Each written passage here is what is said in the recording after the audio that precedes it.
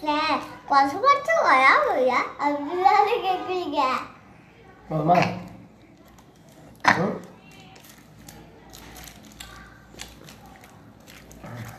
நல்லா இருக்காம்மா? ஏண்டா நல்லா இருக்கா சட்னி?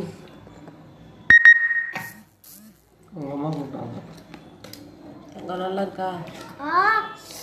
காரமாக இருக்குது. காரம் சாப்பிட்டா தான் முடி வளரும். ஓகேவா? காரம் பிடிக்கும்.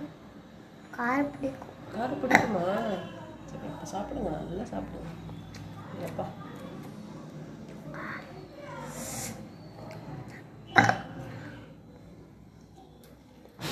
மெதுவாக சாப்பிடுங்க. அவ்வளோ பசியா? அவ்வளோ பசியா? இப்போ